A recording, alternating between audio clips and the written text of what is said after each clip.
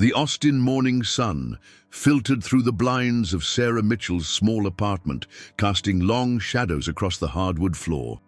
She sat at her kitchen table, nursing her third cup of coffee and staring at the concert ticket that had arrived in yesterday's mail. George Strait, live at the Frank Irwin Center. The ticket felt heavier than it should have, weighted with memories that refused to fade. Sarah traced the edges of the ticket with her finger, remembering the last time she and her sister Emma had seen the King of Country perform. Emma had been 17 then, full of dreams about moving to Nashville and becoming a songwriter. She'd worn their grandmother's vintage cowboy boots and sang along to every single word, her voice harmonizing perfectly with George's On Amarillo Morning. That was 3 years ago. Emma would never be 18, 19, or 20. She would never move to Nashville. She would never write songs or wear those boots again. The apartment felt too quiet, so Sarah reached for her phone and scrolled through her contacts until she found Marcus Thompson's number. They'd been dating for 6 months now, though dating felt like too casual a word for what they'd become to each other. Marcus was a freelance music journalist who specialized in country music, and he'd been the one to encourage Sarah to buy the concert ticket. "You need to go," he'd said during one of their late-night conversations on her couch. "Emma would want you to go." Sarah's finger hovered over Marcus's contact. It was early, not yet 7 in the morning, but she knew he'd be awake. Writers kept strange hours, and Marcus was always up before dawn, working on articles or reviewing albums with a cup of black coffee and his old acoustic guitar within reach. The phone rang twice before his familiar voice answered. "Sarah, everything okay?" "I'm looking at the ticket," she said without preamble. Marcus would understand. He always understood. And I don't know if I can do it." Sarah stood and walked to her living room window, looking out at the tree-lined street, where joggers were already making their morning rounds. "It feels wrong somehow, going without her." Marcus was quiet for a moment, and Sarah could picture him in his cluttered home office, probably wearing the same UT Longhorns t-shirt he'd had since college, his dark hair sticking up in impossible directions. "Can I come over?" he asked finally. "I'll bring breakfast." "You don't have to." "I want to. Give me 20 minutes. After hanging up, Sarah walked to her bedroom and stood before the full-length mirror attached to her closet door. She wore an oversized t-shirt and cotton shorts, but it was her left forearm that drew her attention. The tattoo was still relatively new. She'd gotten it 4 months ago on what would have been Emma's 20th birthday. The portrait was beautifully detailed, showing Emma's face in profile with her signature dimpled smile and the way her blonde hair always seemed to catch the light. Underneath the portrait, in delicate script, were the lyrics that had meant everything to both sisters. "I cross my heart and promise to give all I've got to give to make all your dreams come true." Sarah had chosen those lyrics from George Strait's "Cross My Heart" because it had been Emma's favorite song. More than that, it had been their song, the one Emma would request whenever she was feeling down, the one they danced to in their childhood bedroom, the one Emma had hummed during her last conscious moments in the hospital. The sound of knocking interrupted Sarah's reverie. She opened the door to find Marcus holding a paper bag from their favorite breakfast taco place and wearing a concerned expression that made her heart squeeze with affection. "You've been thinking too hard again," he said, stepping inside and setting the food on her counter. "I can tell by the way you're holding your shoulders." Marcus Thompson was not conventionally handsome. His nose was a little too large, his smile a little too crooked, but he had kind eyes and the sort of steady presence that made people feel safe. At 32, he'd built a respectable career writing about music, and his articles about rising country artists had been picked up by several major publications. More importantly, he'd never once made Sarah feel like her grief was too much or that she should be over it by now. "Talk to me," he said, unwrapping a breakfast taco and sliding it across the counter to her. Sarah took a small bite, tasting chorizo and scrambled eggs before setting it down. My parents called yesterday. Oh, Marcus's expression shifted. He knew about Sarah's complicated relationship with Robert and Linda Mitchell. They want me to come to Sunday dinner this week. Dad's birthday is coming up, and Mom thinks it would be healing for the family to be together. Sarah used air quotes around the word healing, unable to keep the bitterness from her voice. That doesn't sound terrible. They don't know about the tattoo, Marcus. They don't know about the concert. They think I should be moving on, focusing on my nursing career, maybe settling down. She gestured vaguely in his direction. With you, specifically. Mom's been dropping hints about grandchildren. Marcus choked slightly on his coffee. Grandchildren? Don't panic. I told her we're taking things slow. Sarah managed a small smile. But that's not the point. The point is that they've packed away all of Emma's things. They don't talk about her anymore. It's like they think if they pretend hard enough, the grief will just disappear. And you don't want it to disappear. I don't want her to disappear. Sarah's voice cracked. This tattoo, this concert, it's all I have left of her. And sometimes I feel like I'm the only one who still remembers what she loved, what made her laugh, what she dreamed about. Marcus set down his coffee and moved around the counter to where Sarah was sitting. He didn't immediately try to hug her or offer empty platitudes. Instead, he leaned against the counter beside her, close enough that she could feel his warmth, but not so close that she felt trapped. Tell me about the last concert, he said quietly. Sarah looked up at him, surprised. What? You and Emma. The last time you saw George Strait together. Tell me about it. It wasn't what Sarah had expected him to say, but somehow it was exactly what she needed to hear. She closed her eyes and let herself remember. It was at the AT&T Center in San Antonio. Emma had just gotten her driver's license, and she insisted on driving us there, even though she'd only had it for 2 weeks. She was so nervous about the highway that she gripped the steering wheel like she was afraid it would fly away. Marcus smiled. Sounds like Emma. She wore this ridiculous outfit, a sequined western shirt that she'd found at a thrift store, and these boots that were 2 sizes too big for her, but she felt like a country star, you know? She kept checking herself in every reflective surface we passed. What was the set list like?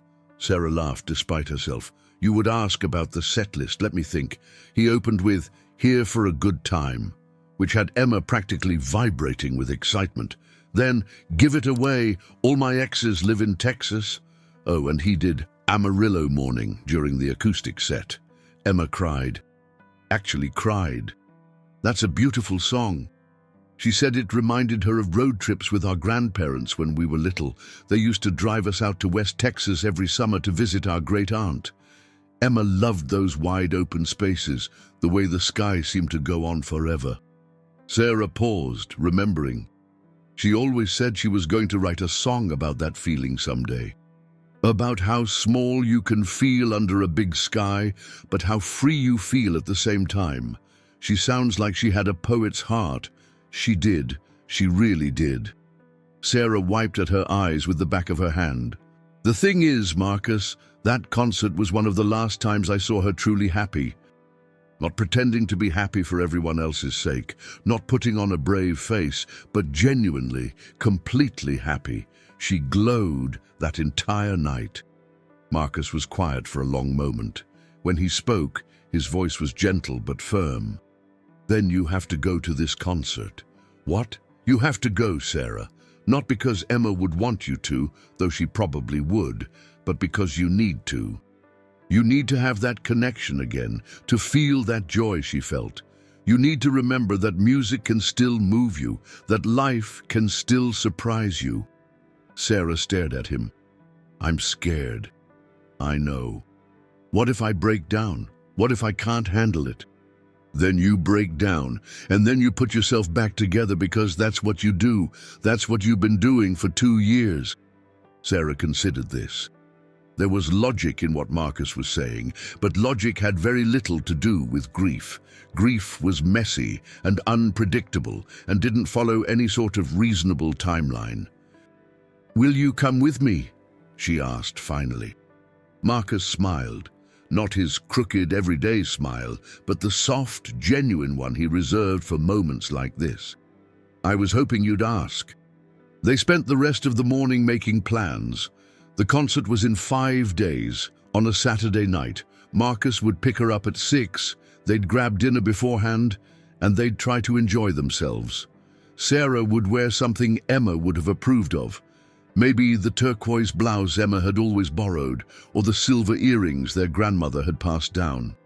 As Marcus was getting ready to leave, he turned back to Sarah with a thoughtful expression. "Can I see it?" he asked. "The tattoo, I mean, if you're comfortable showing me." Sarah hesitated for only a moment before rolling up the sleeve of her t-shirt. Marcus studied the portrait carefully, his expression serious and respectful. "She's beautiful," he said finally. "The artist did incredible work. It really captures something essential about her, doesn't it? That spark in her eyes." "Her name was Emma Rose Mitchell," Sarah said, running her finger along the edge of the tattoo. "She was 19 years old when she died. She wanted to be a songwriter. She loved George Strait and chocolate chip pancakes and terrible romantic comedies. She could make anyone laugh even when they didn't want to. She was my baby sister, and she was the best person I've ever known." Marcus nodded, understanding the weight of what Sarah was sharing with him. "Emma Rose Mitchell," he repeated. "I wish I could have met her." "She would have liked you," Sarah said. "She would have teased you about your messy hair and your coffee addiction, but she would have liked you." After Marcus left, Sarah spent the afternoon going through old photos on her laptop. She found pictures from that last concert. Emma beaming beside the tour bus, Emma with her arm around a cardboard cutout of George Strait, Emma singing along with tears streaming down her face during "Cross My Heart." In one photo, Emma was looking directly at the camera, her face flushed with happiness and her eyes bright with unshed tears. Sarah stared at that photo for a long time, trying to memorize every detail. The way Emma's hair fell over her shoulder, the way her mouth was open mid-song, the way she looked like she belonged in that moment, surrounded by music and light and thousands of people who understood exactly how she felt. Sarah touched her tattoo and made a decision. She was going to that concert. She was going to wear Emma's favorite earrings and sing along to every song and let herself feel whatever came up. She was going to honor her sister's memory, not by hiding from the things that brought them joy, but by embracing them. The phone rang, interrupting her thoughts. The caller ID showed her parents' landline number, and Sarah's stomach clenched with familiar anxiety. "Hi, Mom." "Sarah, honey, I was just calling to confirm Sunday dinner. Your father's so excited to see you. I'm making his favorite pot roast, and I thought maybe you could bring that pasta salad you make so well." Linda Mitchell's voice was bright and determinedly cheerful in the way that Sarah had come to recognize as her mother's way of avoiding difficult conversations. "About Sunday dinner, Mom," Sarah began. "Oh, and I hope you'll bring Marcus. Your father wants to talk to him about that article he wrote about Willie Nelson. Robert was so impressed." Sarah closed her eyes. Her parents liked Marcus, which was both a relief and a complication. They saw him as evidence that Sarah was moving forward with her life, that she was becoming the daughter they wanted her to be, instead of the grief-stricken young woman she'd become after Emma's death. "Marcus might not be able to make it," Sarah said carefully. "We have plans Saturday night." "Oh, anything special?" This was the moment. Sarah could lie, could make up some generic dinner date or movie night, or she could tell her mother the truth and deal with the consequences. "We're going to see George Strait," she said. The silence on the other end of the line stretched long enough that Sarah wondered if the call had been dropped. "Mom, George Strait!" Linda's voice had lost its cheerful edge. "Sarah, honey, don't you think that might be Difficult for you? Difficult how? Well, you know, with Emma and everything, don't you think it might bring up painful memories? Sarah felt a familiar flash of anger. Emma isn't everything, Mom. She was a person. She was your daughter. And yes, it might bring up painful memories, but it might also bring up beautiful ones. I just don't understand why you want to put yourself through that. Because she loved that music. Because we loved it together. Because pretending she never existed isn't helping anyone heal. Another long silence. We don't pretend she never existed, Linda said finally, but her voice sounded hollow. When's the last time you said her name, Mom? When's the last time you and Dad talked about her, really talked about her? Sarah, I got a tattoo, Sarah said, the words tumbling out before she could stop them, of Emma on my arm. It has her picture and lyrics from her favorite George Strait song. The silence this time was deafening. A tattoo, Linda's voice was barely a whisper. I needed to carry her with me somehow. I needed something permanent, something that proved she was real and that she mattered. Sarah could hear her mother crying on the other end of the line, soft, stifled sobs that made Sarah's chest ache. Oh, honey, Linda said finally. Oh, my sweet girl, I'm so sorry.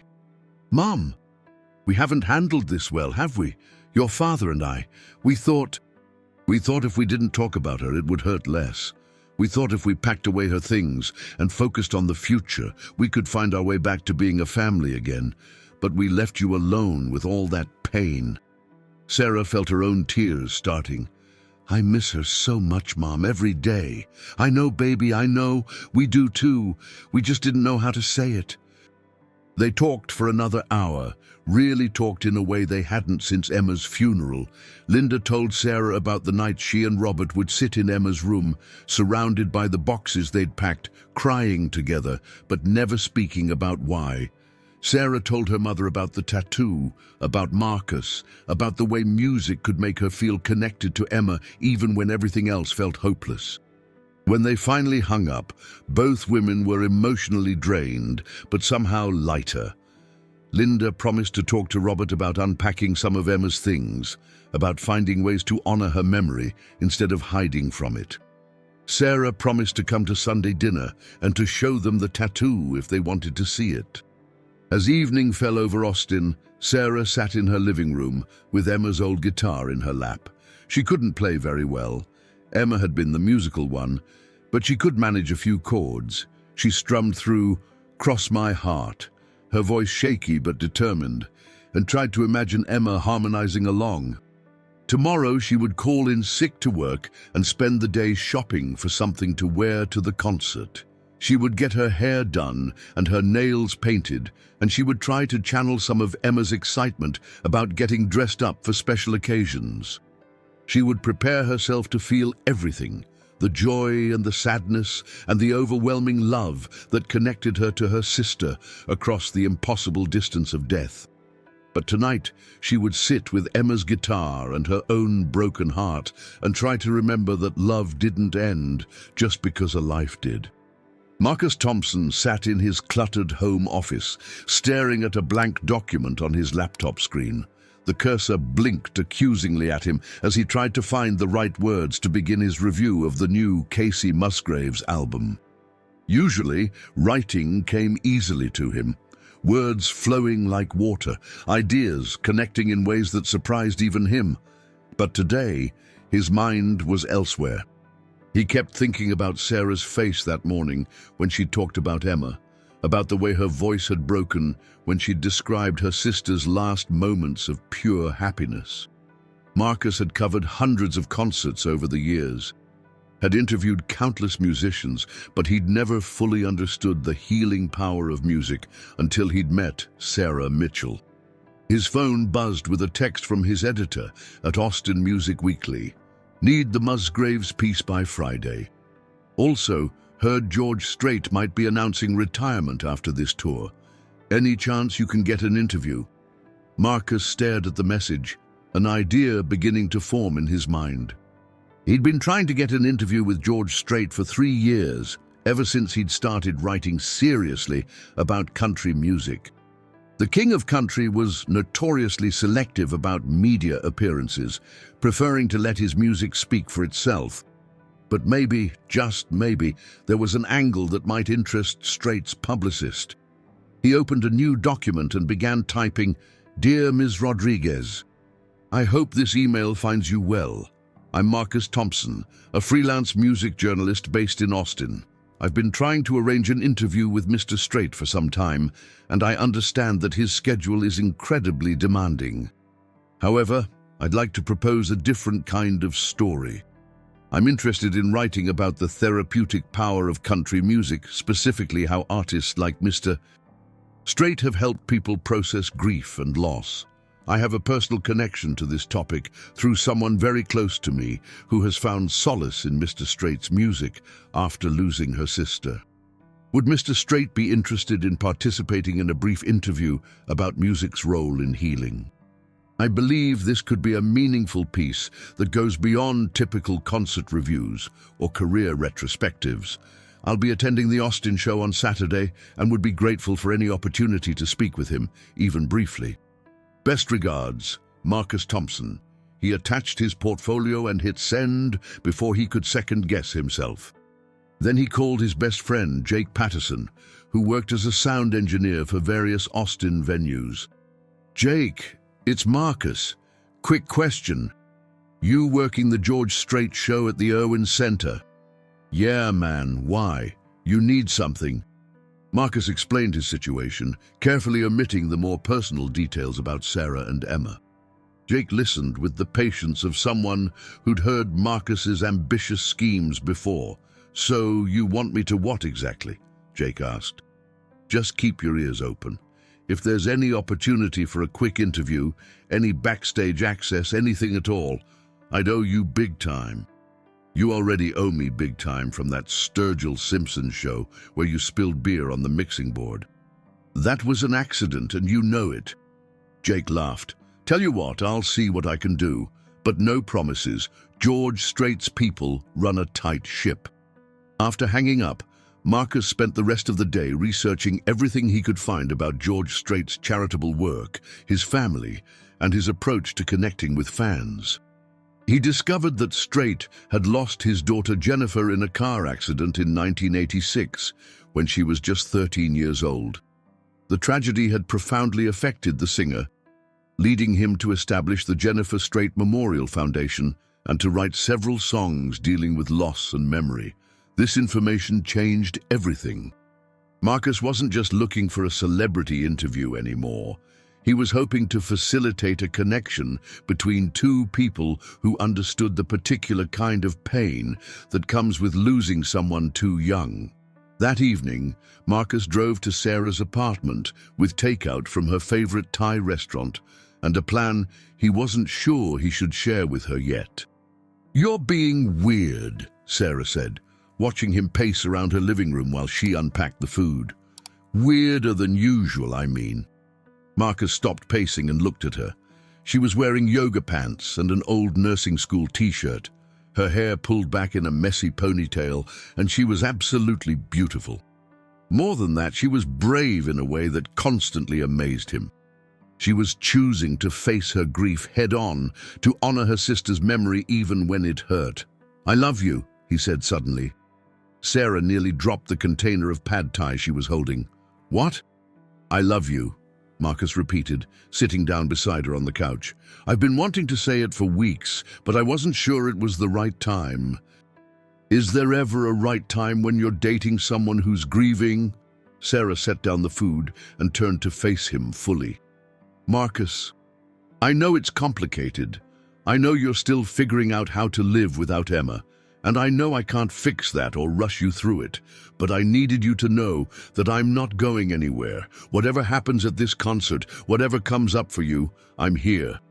Sarah's eyes filled with tears, but she was smiling. "I love you too," she said. "I didn't think I could love anyone else right now, but you make it easy." They kissed then, soft and tentative at first, then with growing certainty. When they broke apart, Sarah rested her forehead against his. "Now," she said, Tell me what you're really planning." Marcus laughed despite himself. "What makes you think I'm planning something?" "Because you get this look when you're scheming. Your left eyebrow does this thing." Sarah demonstrated, raising her own eyebrow in an exaggerated way that made Marcus laugh harder. "Okay, fine. I may have reached out to George Strait's publicist about an interview." Sarah's expression grew serious. "About what?" "About music and healing. About how country music helps people process grief." Marcus took her hands. "I thought maybe if I could get even a few minutes with him, I could tell him about Emma, about you, about what his music has meant to your family." "Marcus, no. Hear me out. No, absolutely not." Sarah pulled her hands away. "I'm not going to be some sob story you use to get an interview. Emma's death isn't content for your article." Marcus felt his stomach drop. "That's not what I meant. That's not what this is about. Isn't it? You meet a girl with a tragic backstory, and suddenly you see an opportunity for a meaningful piece that could advance your career. Sarah, that's not fair, isn't it?" Sarah stood up and began pacing the same path Marcus had walked earlier. "You want to use my grief, Emma's death, as a way to get access to a celebrity. How is that not exactly what I said?" Marcus felt anger flare in his chest, but he forced himself to take a deep breath before responding. Sarah was hurting, and hurt people sometimes lashed out at the people they loved most. "You're right," he said quietly.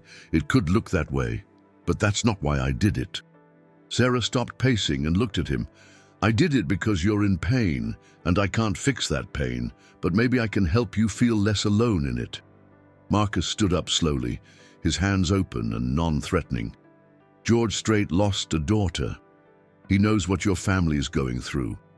I thought maybe, if he could see Emma's tattoo, if he could understand what his music has meant to you, it might mean something to both of you." Sarah's anger deflated slightly. "You should have asked me first." "You're right.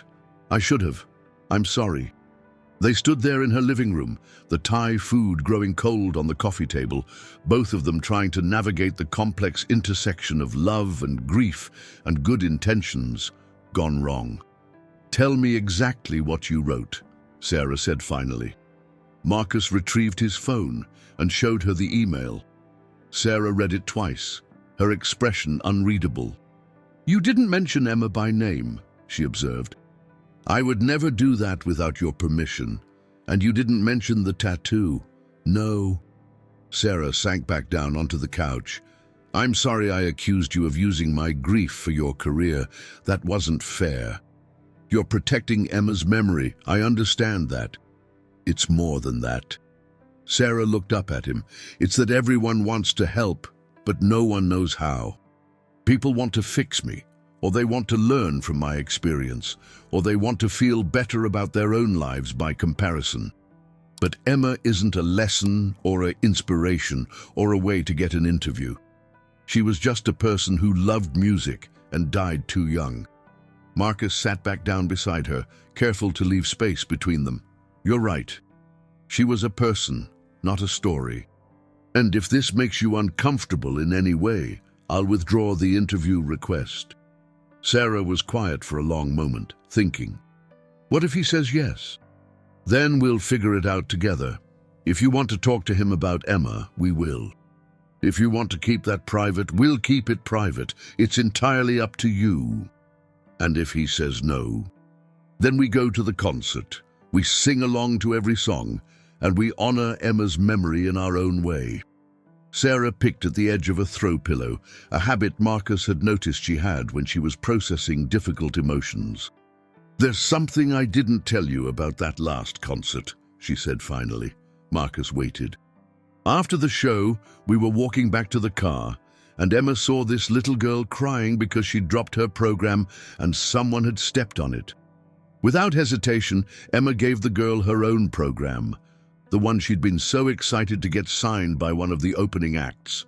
She just handed it over and told the little girl that the important thing was the music, not the paper." Marcus smiled. That sounds like something she would do. The little girl's mom tried to give Emma money for it, but Emma refused. She said music was meant to be shared, not sold. Then she spent the entire drive home humming songs and talking about how someday she was going to write music that made people feel the way George Strait's music made her feel. Sarah looked at Marcus with eyes that were bright with unshed tears.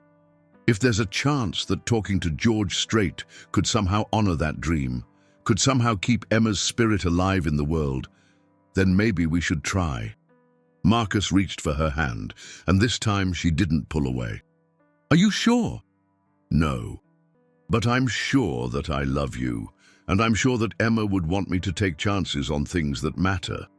They spent the rest of the evening planning for different scenarios. If Marcus got the interview, Sarah would decide day of whether she wanted to participate. If she did participate, she would share as much or as little about Emma as felt right in the moment. Most importantly, the concert itself would remain about Sarah and Emma, not about getting a story. As Marcus was getting ready to leave, Sarah walked him to the door and stopped him with a hand on his arm. Marcus? Yeah? Thank you for loving me enough to try this, for understanding that Emma isn't just my past, she's part of my present too. Marcus kissed her forehead. She always will be. The next morning, Marcus woke to an email from George Strait's publicist. His heart raced as he opened it. Mr. Thompson, thank you for your thoughtful email. Mr. Strait is intrigued by your story concept and has agreed to a brief interview following Saturday's soundcheck, approximately 5:30 p.m. Please arrive at the artist entrance by 5:15 p.m. and ask for Maria Rodriguez.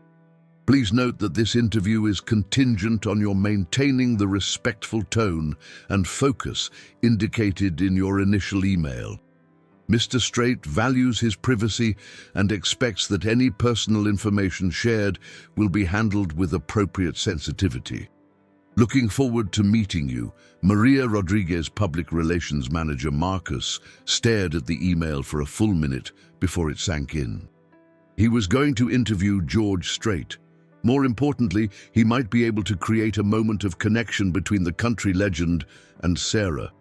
He immediately called Sarah, who answered on the first ring. He said yes, Marcus said without preamble. Oh my God, he said yes. Saturday at 5:30, right before the show. Sarah, you don't have to do anything you're not comfortable with, but... I want to be there, Sarah interrupted. I want to meet him. I want him to know about Emma. Are you sure? Sarah was quiet for a moment, and Marcus could practically hear her thinking through all the implications. Yesterday I was angry at you for reaching out to him without asking me first, she said finally. But maybe you knew something I didn't know. Maybe sometimes we need other people to see possibilities we can't see ourselves. And if you change your mind, then I'll change my mind. But right now, in this moment, I want to try. They spent the next few days preparing in different ways. Marcus researched and wrote thoughtful interview questions that focused on music's healing power without exploiting anyone's personal tragedy. Sarah had lunch with her parents and showed them Emma's tattoo, which led to the longest conversation about Emma they'd had since her death. It's beautiful, sweetheart, Robert Mitchell had said, studying the portrait with tears in his eyes. She looks just like she did when she was little and would wake up on Christmas morning. Linda had traced the lyrics with one finger. She used to sing this song while she was getting ready for school. I can still hear her voice. They'd spent the afternoon looking through photo albums and sharing memories they'd all been too afraid to voice. It was painful, but also healing, like setting a broken bone, necessary hurt that would lead to proper healing. On Friday night, Sarah couldn't sleep. She kept thinking about what she would say to George Strait, how she would explain what Emma had meant to her, whether it was possible to capture a whole person's essence in a few sentences. She got up and went to Emma's guitar, strumming through Cross My Heart until her fingers remembered the chord progressions. Then she tried Amarillo Morning, Emma's second favorite, smiling as she remembered her sister's voice soaring over the melody. Tomorrow would be difficult and beautiful and unpredictable. Tomorrow, she would honor Emma's memory by taking the kind of brave chance Emma would have taken.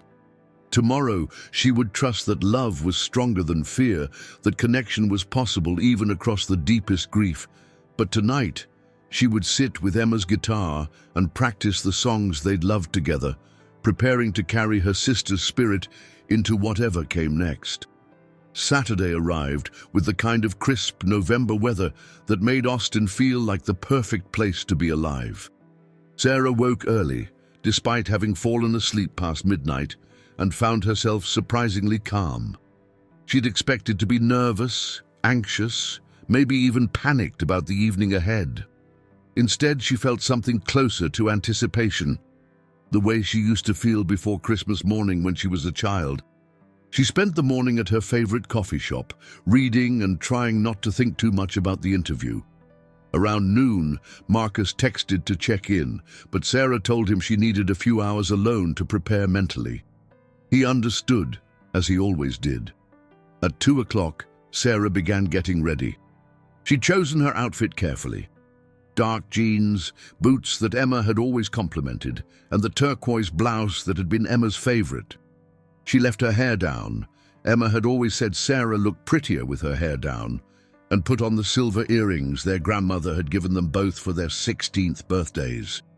As she applied mascara, Sarah caught sight of Emma's tattoo in the mirror. The portrait seemed to smile back at her, and for a moment Sarah could almost feel her sister's presence in the room. "You'd be so excited about tonight," Sarah said aloud, feeling only slightly foolish for talking to her reflection. "You'd probably be more nervous than I am. You'd change outfits 3 times and make me braid your hair and then unbraid it because it didn't look right." The tattoo, of course, didn't respond, but Sarah smiled anyway. Emma had been anxious about meeting new people, especially people she admired. She would have spent the entire day practicing what she wanted to say to George Strait, probably writing it down and then losing the paper. Sarah's phone rang, displaying her mother's contact information. "Hi, Mom." "Hi, honey. I just wanted to call and wish you luck tonight. Your father and I have been thinking about you all day." "Thanks. I'm actually feeling okay about it. Nervous, but good nervous." "Emma would be so proud of you," Linda said softly. "For being brave enough to do this, for keeping her memory alive in such a beautiful way." "I hope so. I really hope so. Call us tomorrow. Your father wants to hear all about it." "And Sarah?" "Yeah? We love you, both of you. We love both of our daughters." Sarah had to sit down on her bed as the words hit her. It was the first time since Emma's death that her mother had referred to Emma in the present tense, had acknowledged that loving someone didn't end when they died. "I love you too, Mom. Both of you." After hanging up, Sarah sat in the quiet of her apartment for a few more minutes, letting the weight of her mother's words settle. Then she grabbed her purse, checked that she had her concert ticket, and headed out to meet Marcus. He was waiting in front of her building, leaning against his car and looking uncharacteristically nervous. Marcus had interviewed famous musicians before, but Sarah realized this was different for him too. This wasn't just about getting a good story. It was about helping someone he loved find healing. "You look beautiful," he said as she approached. Emma would approve. "That's what I was hoping for." Sarah kissed him quickly, tasting coffee and nervousness on his lips. "How are you feeling?" "Terrified," Marcus admitted. "What if I say the wrong thing? What if I make you uncomfortable? What if George Strait thinks this whole thing is exploitative or weird?" Sarah took his hands. "Then we'll deal with it, together." "But Marcus, you need to know something. Even if tonight goes terribly, even if the interview is a disaster, I'm grateful you set this up. Emma always said that the worst thing you could do was let fear keep you from trying." They drove to the Frank Irwin Center, mostly in comfortable silence, both lost in their own thoughts. The venue was already bustling with activity, crew members setting up equipment, early arrivals staking out merchandise tables, the general buzz of anticipation that surrounded any major concert. Marcus found the artist entrance and approached the security guard, a large man with kind eyes who looked like he'd been working concerts since before Sarah was born. "Marcus Thompson here to see Maria Rodriguez," Marcus said, trying to sound more confident than he felt. The guard checked his clipboard and nodded. "She's expecting you. Follow me." They were led through a maze of corridors that Sarah had never imagined existed behind the scenes of a concert venue. The walls were lined with posters from previous shows: Willie Nelson, Miranda Lambert, Keith Urban, a hall of fame of country music royalty. Maria Rodriguez turned out to be a woman in her 50s with silver-streaked hair and the kind of competent energy that suggested she could organize a world tour with one hand while negotiating contracts with the other. "Mr. Thompson," she said, extending her hand, "and you must be Sarah. George is looking forward to meeting you both." Sarah felt her stomach flip. "He knows I'm coming." Marcus mentioned in his follow-up email that the person who inspired the story might be joining him. "George was very interested to meet you." Maria's expression softened. "He has a particular understanding of how music can help with grief."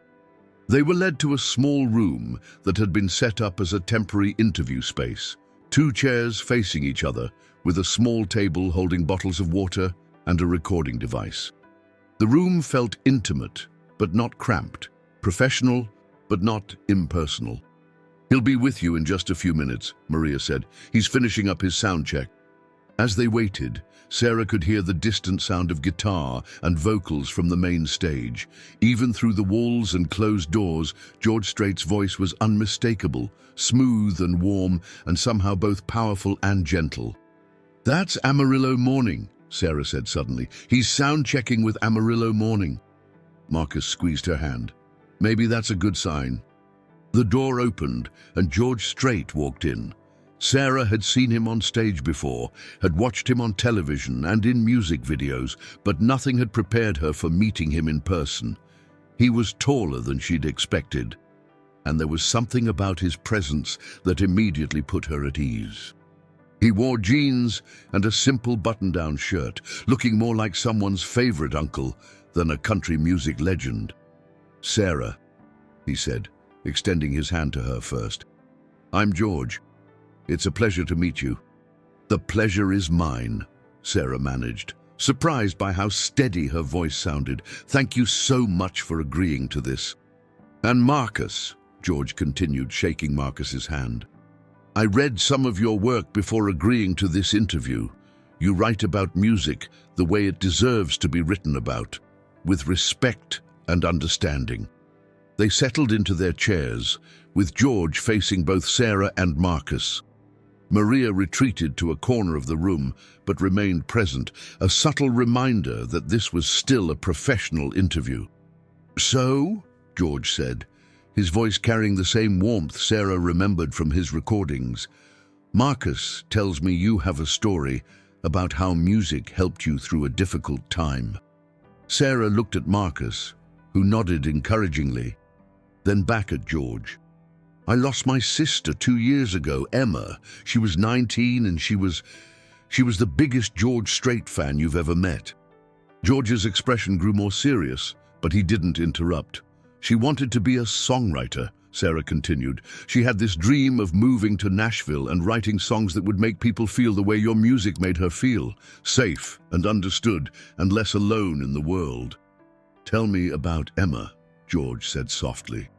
And so Sarah did. She told him about Emma's laugh, about the way she would sing while getting ready for school, about the thrift store sequin shirt and the 2 big boots.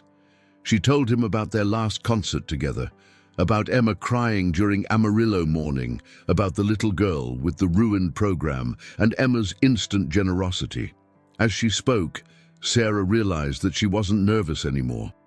George Strait listened with the kind of complete attention that made her feel like Emma's story mattered, like her sister's dreams and hopes and too short life had value beyond just Sarah's memories. "She sounds like she had a beautiful heart," George said when Sarah finished. "She did. She really did." Sarah took a deep breath. After she died, I couldn't listen to music for months. Everything reminded me of her, and it hurt too much. But eventually I realized that avoiding your music meant avoiding some of my happiest memories with Emma. So I started listening again, and it was like she was still with me somehow. Sarah rolled up her sleeve, revealing Emma's portrait and the lyrics underneath. I got this tattoo on what would have been her 20th birthday. "Cross My Heart" was our song. George studied the tattoo carefully, and Sarah saw something shift in his expression, a recognition, a shared understanding of love and loss.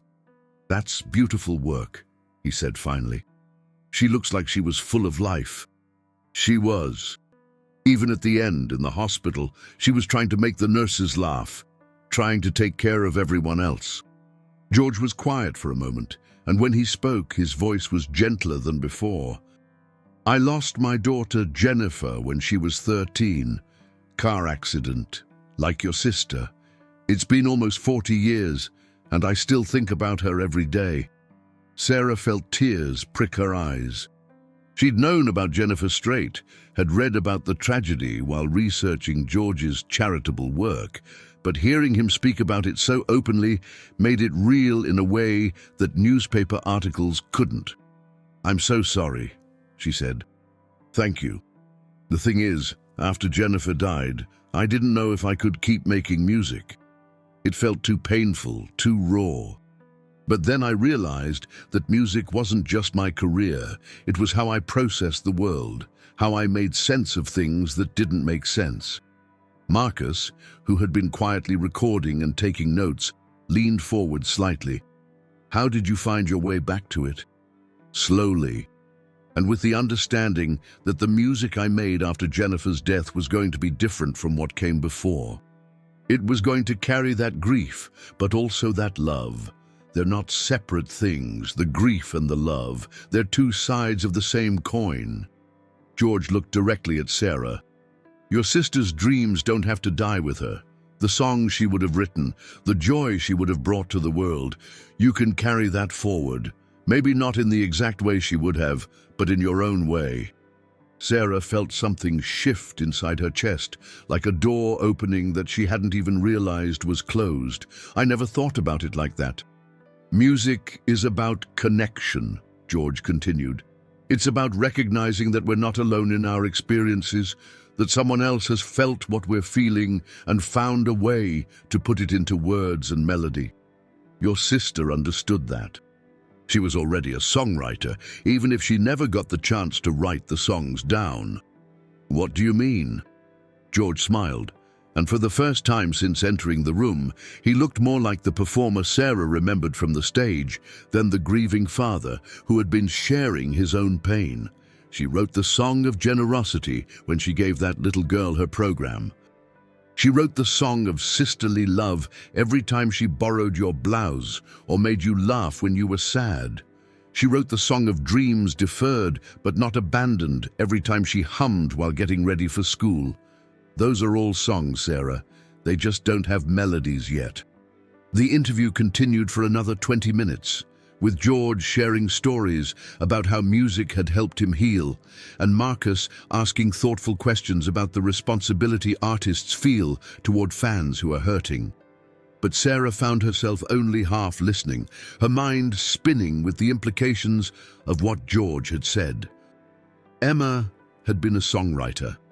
Not in the way she'd dreamed of being, with recording contracts and radio play, but in the way that mattered most, through the daily composition of a life lived with love and intention. As the interview wound down, George stood and shook both their hands again. "Sarah," he said, "I hope you'll stay for the show tonight. I have a feeling it's going to be special. We wouldn't miss it. And Marcus, I look forward to reading your article. Make sure you get Sarah's perspective in there. She's the real storyteller here." As they were being escorted back through the corridors, Sarah felt lighter somehow, as if she'd been carrying a weight she didn't realize was there. Maria Rodriguez walked them partway back to the main part of the venue. "That was beautiful," Maria said to Sarah. I've been working with George for 15 years, and I've never seen him open up like that with someone he just met. He made me feel like Emma's story mattered, Sarah replied. It does matter, and so does yours. They grabbed dinner at a restaurant near the venue, both of them still processing what had happened in that small interview room. Marcus was excited about the article he would write, but more than that, he was excited about the change he could see in Sarah. "You look different," he said as they shared a plate of nachos. "Happier, somehow. I feel different, like maybe I've been thinking about grief all wrong." "How so?" Sarah considered her words carefully. "I've been so focused on what Emma lost, the songs she'll never write, the life she'll never live, the dreams that died with her. But what if George is right? What if those songs and dreams don't have to die? What if I can carry them forward somehow? Like how? I don't know yet. Maybe I could volunteer with young musicians or start a scholarship fund for aspiring songwriters, or, I don't know, something that honors what she loved instead of just mourning what she lost." Marcus reached across the table and took her hand. "Emma would love that." "You think so?" "I think Emma would love that you're finding ways to let love be stronger than loss." They finished dinner and made their way back to the venue, joining the stream of fans heading toward the entrance. Sarah felt a familiar thrill as they found their seats, good ones thanks to Marcus's press credentials, and watched the stage being prepared for George Strait's entrance. The opening acts were good, but Sarah found herself impatient for the main event. When the lights finally dimmed and George Strait walked onto the stage, the crowd erupted in the kind of sustained applause that spoke to decades of shared history between artist and audience. "Good evening, Austin," George said into the microphone, his voice carrying easily over thousands of people. "It's good to be home." He opened with "Here for a good time," just as he had at that last concert Sarah had attended with Emma. But this time, instead of feeling overwhelmed by grief, Sarah felt connected to something larger than herself. To Emma's memory, to the other fans singing along, to the understanding that music could transform pain into something beautiful. During the acoustic set, George paused before the next song. "I want to dedicate this next one to someone I met backstage tonight," he said. "A young woman who reminded me that the people we love never really leave us. They just change form. They live on in the music we make, the kindness we show, and the love we carry forward." Sarah felt her heart stop as the opening chords of "Cross My Heart" filled the arena. "This is for Emma," George said, looking directly at Sarah across the thousands of people between them, "and for everyone who keeps their loved ones alive through music." As George sang Emma's favorite song, Sarah felt Marcus's hand slip into hers. Around them, 20,000 people sang along, but somehow it felt like George was singing directly to her, directly to Emma's memory. Sarah sang too, her voice joining the massive chorus, and for the first time since Emma's death, she felt her sister's presence not as an absence, but as a living, breathing part of who she was becoming. Emma was in the lyrics she'd helped choose for the tattoo, in the memories that shaped Sarah's understanding of love, in the kindness Sarah would show to others in Emma's honor. When the song ended, the applause was thunderous, but Sarah barely heard it. She was thinking about Emma's laugh, about dreams that transcend death, about the infinite ways love can multiply instead of diminish. The concert continued, but that moment, George Strait dedicating Emma's favorite song to her memory in front of 20,000 strangers, would stay with Sarah forever. It was the moment she realized that grief and joy weren't opposites, but partners, dancing together in the endless song of a life lived fully and a love that refused to end. The dedication of "Cross My Heart" changed everything. As George Strait's voice soared through the arena, carrying Emma's favorite lyrics to thousands of strangers, Sarah felt something fundamental shift inside her. The grief she'd been carrying like a stone in her chest began to transform into something else, not disappearing but becoming lighter, more bearable, more like love than loss. Around her, the crowd swayed and sang along, but Sarah found herself studying individual faces in the dim light cast by the stage. She saw an elderly man wiping tears from his eyes, a young couple holding each other close, a mother pointing to the stage while her daughter watched with wide, enchanted eyes. Each person here had their own relationship with George Strait's music, their own memories attached to these songs, their own stories of love and loss and healing. Emma had been part of this community, Sarah realized. She'd been part of something bigger than just her own dreams and hopes, and now, in some strange and beautiful way, her memory was part of it too. When the song ended, George caught Sarah's eye across the arena and nodded slightly, a private acknowledgement between them. Sarah raised her hand to her heart in response, a gesture that somehow felt like both goodbye and hello. The concert continued with All My Exes Live in Texas, Amarillo Morning, and a dozen other songs that had been the soundtrack to Sarah and Emma's relationship. But instead of feeling overwhelmed by memories, Sarah found herself creating new ones. The way Marcus sang along off-key but with complete enthusiasm, the way the woman behind them cried during The Chair, the way the entire arena felt like one enormous family celebrating the music that had shaped their lives. During Amarillo Morning, Sarah closed her eyes and let herself remember Emma singing along at that last concert, tears streaming down her face with pure joy. But this time, the memory didn't hurt. It felt like a gift. As the show neared its end, George returned to the microphone for what was clearly going to be his final remarks. "Y'all have been an incredible audience tonight," he said, his voice carrying the warmth and gratitude of someone who had spent decades connecting with fans. "Austin has always been special to me, and tonight reminded me why I fell in love with country music in the first place." He paused, looking out over the crowd with what seemed like genuine affection. "I met someone backstage tonight who told me about her sister Emma, who was a huge fan of country music and dreamed of being a songwriter. Emma passed away too young, but her sister Sarah has been keeping her memory alive in the most beautiful way." Sarah felt her heart start to race. Around her, she could sense people turning to look in her direction, though in the dim arena lighting, she knew they couldn't actually identify her. "Emma never got the chance to write the songs she dreamed of writing," George continued, "but she lived her life like a song anyway, full of love, generosity, and hope.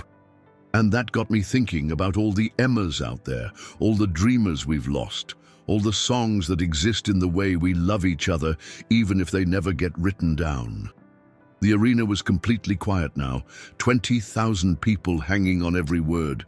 "So before I sing my last song tonight, I want to ask you all to take a moment. Think about someone you've lost, someone whose dreams you're carrying forward, someone whose love is still alive in your life, even though they're not here anymore." The silence that followed was unlike anything Sarah had ever experienced. It wasn't the absence of sound, it was the presence of something too profound for words. 20,000 people, all remembering, all honoring, all connected by the universal experience of loving someone who was gone.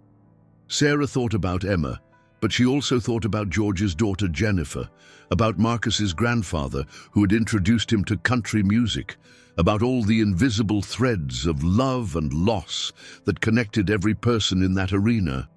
The silence stretched on, and it became holy somehow, a shared moment of communion that transcended individual grief. When George finally broke the silence, his voice was softer than before. "Love doesn't end when someone dies," he said. "It just finds new ways to express itself. Through music, through memory, through the kindness we show to strangers, through the dreams we keep alive for people who can't chase them anymore." He strummed his guitar once, the sound echoing through the arena. This last song is for Emma, and for Jennifer, and for everyone we're carrying with us tonight. Let's sing it together. The opening chords of I Cross My Heart filled the arena for the second time that evening, but this time it felt different. This time it felt like a prayer, a promise, a celebration of love that transcends death. Sarah sang along with tears streaming down her face, but they weren't tears of sadness. They were tears of recognition, of gratitude, of the overwhelming relief that comes with realizing you're not alone in your grief. Beside her, Marcus was crying too, and when Sarah looked around, she saw that most of the arena was in tears. But everyone was still singing, their voices creating a harmony that seemed to rise beyond the physical space of the venue and into something eternal. As the song reached its climax, I cross my heart and promise to give all I've got to give to make all your dreams come true. Sarah felt Emma's presence more strongly than she had since the day she died. Not as a ghost or a supernatural visitation, but as a living part of who Sarah was becoming. Emma's dreams weren't dead, they had just found a new vessel. When the song ended, the applause was unlike anything Sarah had ever heard. Not just appreciation for a performance, but recognition of a shared experience that had changed everyone present. George Strait stood on the stage, clearly moved by the response, and raised his hand in a gesture that was part wave, part blessing. "Thank you, Austin," he said simply. "Keep the music alive." As the lights came up and the crowd began to file out, Sarah remained in her seat, overwhelmed by everything that had happened. Marcus sat beside her, giving her space to process, but staying close enough that she knew he was there. "Are you okay?" he asked finally. Sarah nodded, though she wasn't sure okay was the right word for what she was feeling. She felt transformed, emptied out and filled up at the same time, like she'd been through something that had changed her at a cellular level. "He dedicated 2 songs to Emma," she said wonderingly. "To my sister, in front of 20,000 people. She would have been over the moon. She would have been terrified and thrilled, and probably would have hidden behind her hands the entire time." Sarah laughed, surprising herself, but yeah, she would have loved it. They made their way slowly toward the exits, joining the stream of people who all seemed to be processing something profound. Sarah heard fragments of conversations around her, people talking about loved ones they'd lost, about songs that had gotten them through difficult times, about the way music could make you feel less alone in the world. Outside the venue, the November air was crisp and clean, and Sarah felt like she could breathe properly for the first time in months. She and Marcus walked slowly toward his car, neither of them in a hurry to end the evening. "Can I ask you something?" Marcus said as they reached the parking lot. "Of course." During that silence, when George asked everyone to remember someone they'd lost, "What were you thinking about?" Sarah considered the question. "I was thinking about Emma, obviously. But I was also thinking about how many people in that arena were doing the same thing. Remembering someone, honoring someone, carrying someone's memory forward. It made me feel like grief isn't this isolating thing that happens to you alone. It's this shared human experience that connects us all." Marcus nodded. "That's beautiful. What about you? Who were you thinking about?" "My grandfather. He's the one who got me into country music in the first place. He died when I was in college, and I always regretted that he never got to see me make a career out of writing about music." Marcus paused. But tonight, when George was talking about keeping dreams alive for people who can't chase them anymore, I felt like maybe Granddad has been part of my journey this whole time.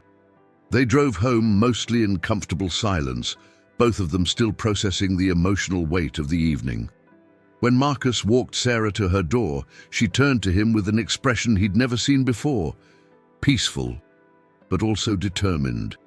"I know what I want to do," she said. "What?" "I want to start a scholarship fund for young songwriters."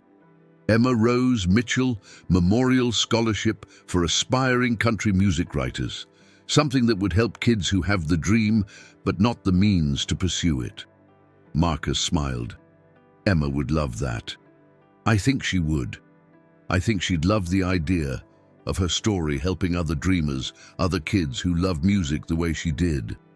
Sarah unlocked her door and turned back to Marcus. Will you help me figure out how to do it? I don't know anything about setting up scholarships or foundations or any of that. Of course, we'll figure it out together. Sarah kissed him, soft and certain, and Marcus tasted salt on her lips, the remnants of tears that had been about healing rather than hurting. I love you, she said against his mouth. I love you too. Thank you for tonight. For setting up the interview, for being brave enough to reach out to George, for understanding what Emma meant to me. Thank you for trusting me with her story. That night, Sarah lay in bed staring at the ceiling. But for once, she wasn't kept awake by grief or anxiety. Instead, she was planning. She thought about scholarship applications and selection criteria, about young songwriters who might benefit from Emma's memory being transformed into opportunity. She thought about the way George Strait had looked at her when he dedicated those songs, the way he'd understood without explanation that some losses are too profound for words, but not too profound for music. Most of all, she thought about that moment of silence in the arena, when 20,000 strangers had shared a moment of remembrance that felt like church, like communion, like coming home. Emma was gone, and Sarah would always grieve that loss. But Emma's love, her dreams, her generous spirit, those things were alive and growing, finding new ways to touch the world through Sarah's choices and actions. Love doesn't end when someone dies, George had said. It just finds new ways to express itself. Sarah fell asleep with those words echoing in her mind, and for the first time in 2 years, she slept through the night without dreaming of car accidents or hospital rooms. Instead, she dreamed of music and scholarship recipients, and Emma's laughter echoing through venues filled with people who understood that some songs are too important to let die. 3 months after the concert, Sarah stood in the conference room of a downtown Austin law office, signing the final paperwork to establish the Emma Rose Mitchell Memorial Scholarship Fund. The lawyer, a kind woman named Patricia Hernandez, who had donated her services after reading Marcus's article about the concert, explained each document carefully, but Sarah found her attention drifting to the window that looked out over the city where she and Emma had grown up. This will provide funding for 2 scholarships per year, Patricia was saying, renewable for up to 4 years, specifically for students pursuing degrees in music composition or songwriting. Sarah nodded, still somewhat amazed that what had started as a late-night conversation with Marcus had become this real, tangible thing. The initial funding had come from an unexpected source, George Strait himself, who had reached out through his foundation after reading Marcus's article and offered to make the first major contribution. He said Emma's story reminded him why he got into music in the first place, Marcus had told Sarah when he'd called with the news. He wants to make sure other young songwriters get the chances she didn't have. The scholarship fund had grown from there. Marcus's article, titled "When Music Heals: How One Sister's Love Became a Living Memorial," had been picked up by several major publications and had generated donations from strangers across the country who had been moved by Emma's story. Sarah? Patricia was looking at her expectantly. Sorry, I was just taking it all in. The final signature goes here, Patricia said, pointing to a line at the bottom of the document. And then the Emma Rose Mitchell Memorial Scholarship Fund will be officially established. Sarah picked up the pen, thinking about how surreal it was that Emma's name would now exist in legal documents, that her memory would be preserved not just in Sarah's heart, but in the lives of young musicians she would never meet. She signed her name with a flourish, and Patricia smiled. Congratulations, you've just created something beautiful. After the meeting, Sarah and Marcus walked to their favorite coffee shop, the same one where Sarah had spent the morning before the concert, when everything had seemed so uncertain. "How does it feel?" Marcus asked as they settled into a corner booth with their drinks. "Surreal. Good, but surreal." Sarah wrapped her hands around her mug, savoring the warmth. "I keep thinking Emma would be so embarrassed by all the attention. She never liked being the center of anything. But she would love the idea of helping other musicians." "Oh, absolutely. She would have been the first person to volunteer to mentor scholarship recipients, to help them navigate the industry, to make sure they didn't give up on their dreams." They sat in comfortable silence for a moment, watching the Austin morning bustle past the window. It was February now, and the city was starting to show the first tentative signs of spring. A few early wildflowers along the roadsides, trees beginning to bud, the kind of mild weather that made you want to spend the whole day outside. "I have some news," Marcus said, his tone suggesting it was good news, but that he was nervous about sharing it. "What kind of news?" "The article about the concert. It's been nominated for a Texas Music Award in the journalism category." Sarah's eyes widened. "Marcus, that's incredible. Why do you look worried about it?" "Because if I win, I'll have to give an acceptance speech. And I can't talk about the article without talking about you and Emma. I wanted to make sure you're okay with that level of public attention." Sarah considered this. 6 months ago, the idea of Emma's story being shared so widely would have terrified her. She'd been so protective of her sister's memory, so afraid that strangers wouldn't understand or wouldn't care. But the response to Marcus's article had shown her something different. People did understand. They did care. And Emma's story had helped other people feel less alone in their own grief. "I think it's wonderful," Sarah said finally.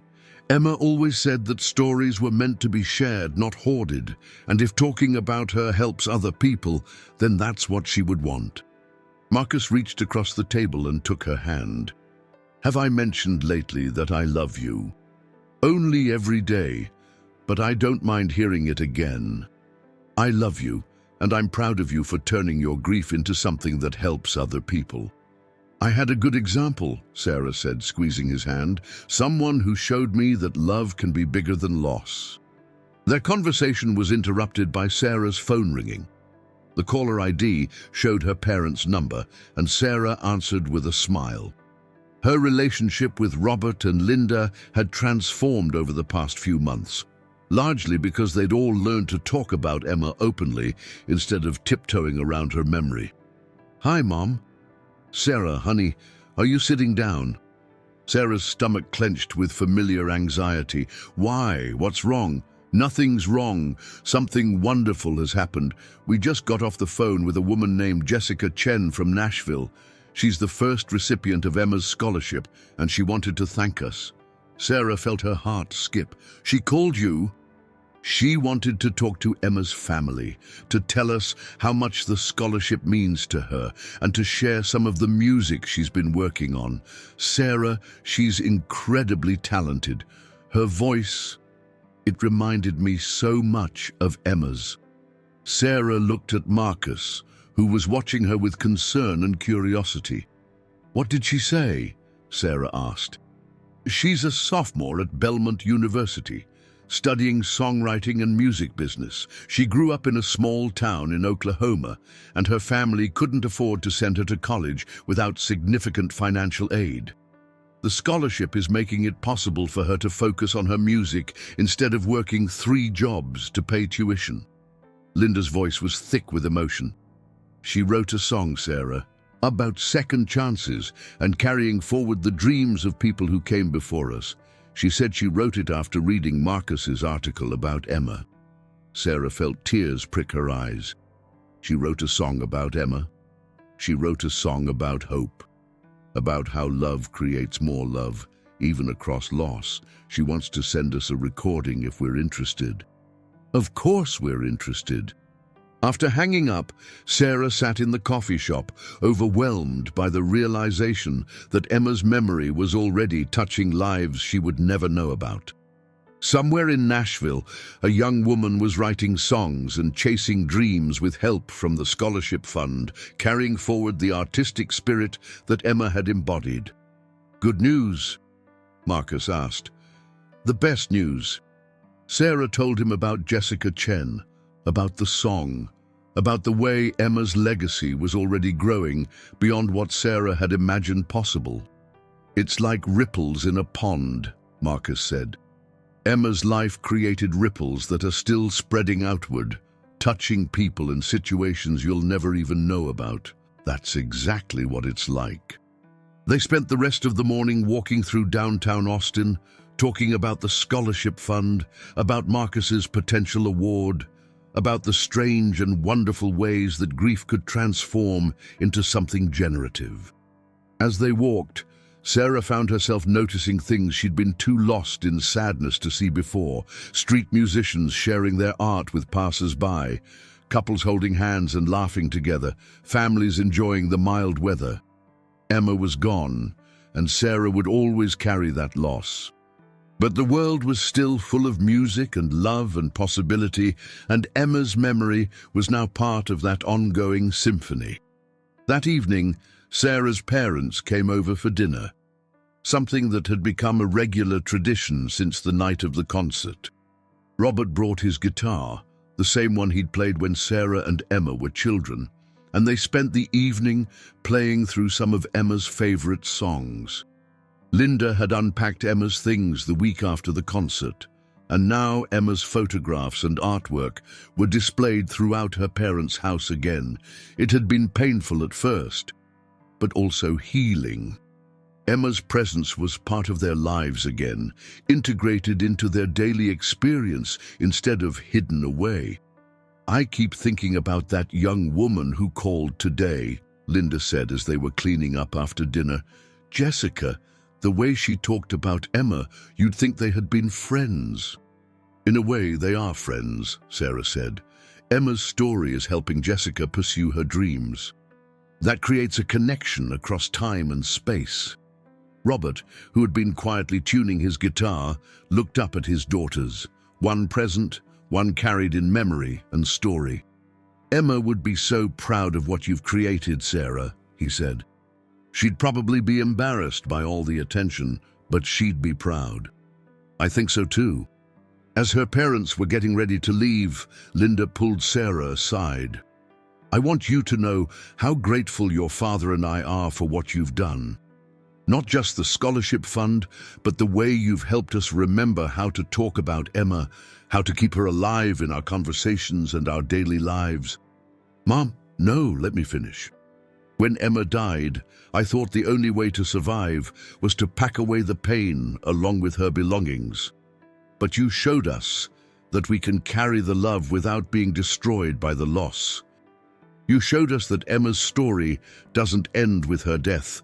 It continues through us." Sarah hugged her mother, both of them crying, but not sad crying. The kind of tears that come with healing and gratitude and the recognition of how much love can accomplish. Later that night, Sarah sat in her living room with Emma's guitar in her lap, practicing the chords to "Cross My Heart." She'd been taking lessons, partly because music felt like a way to stay connected to Emma, and partly because she'd realized that she wanted to be able to play Emma's favorite songs for the scholarship recipients she hoped to meet. Her phone buzzed with an email notification. The subject line read, "From Jessica Chen, a song for Emma."